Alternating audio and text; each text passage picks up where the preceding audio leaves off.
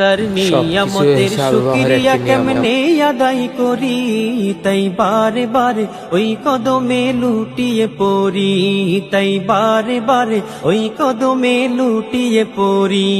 তার নিয়ামতের শুকরিয়া কেমনে আদায় করি, তাই বারে বারে ওই কদমে লুটিয়ে পড়ি, তাই বারে বারে ওই কদমে লুটিয়ে পড়ি।